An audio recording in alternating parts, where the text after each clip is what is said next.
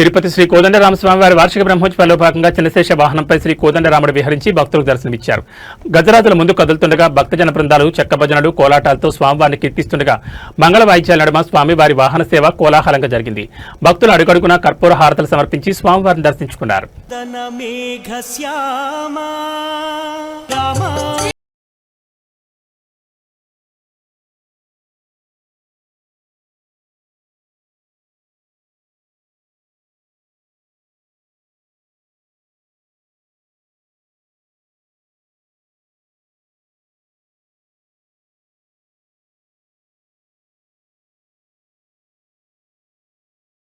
అనే సుషుమ్నా నాడి సర్పాకారంలో ఉంటుంది.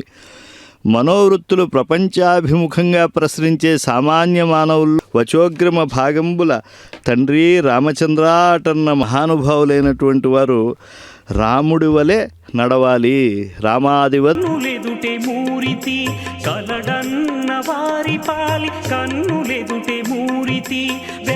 ద్యుతిమాన్ కోనసూయక కస్య బిభ్యతి దేవాశ్చ జాతరోషస్య సంయుడైనా ఇహలోకంలో ఉన్నాడా అంటే నారద మహర్షి అన్నారు, బహవో దుర్లభాశ్చైవ ఏత్వయా కీర్తితా గుణాః. నరరూపంలో ఉండేటువంటి వాడికి ఇన్ని కళ్యాణాలు ప్రదర్శనం చేస్తూ పులకితులైపోతూ ఉన్నారు.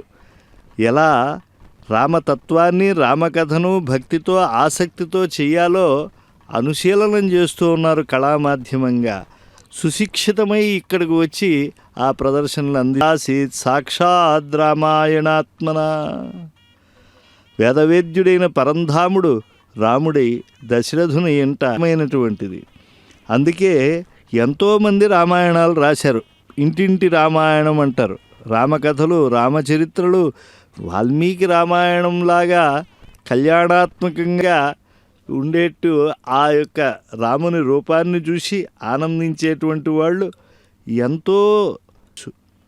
ఆ సీతారాముల్ని తలచినటువంటి వాళ్ళు వెళ్ళరు. ఏదన్నా కార్యార్థం పెడుతూ ఉంటే కూడా ఆపదామపహర్తారం దాతారం సర్వసంపదాం లోకాభిరామం శ్రీరామం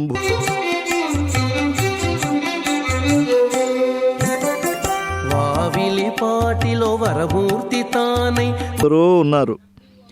అందుకే రాముడు ఆ అరణ్యాల్లో కానీ ఆశ్రమ ధర్మాన్ని అనుసరించేటువంటి వారి దగ్గర కానీ ఎంతో వినయంతో ఉన్నాడు. ఆయన ఒక అయోధ్య ప్రభువుగా కాకుండా ఆయన వచ్చినటువంటి వారందరినీ కూడా ఆదరిస్తూ ఉన్నాడు. అయితే రామపత్ని సాక్షాత్తు ఆ పరమేశ్వర స్వరూపిణి.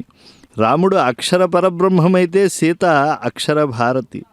రాముడు శివస్వరూపుడైతే సీత శక్తి స్వరూపిణి. రాముడు మహావిష్ణు స్వరూపుడు, సీత ఆ లక్ష్మీ పరంజుటి వాళ్ళు ఈ లోకంలో చాలామంది మనకు కనిపిస్తూ ఉంటారు. హనుమంతుడిని రామదూతగా, సీత తత్వా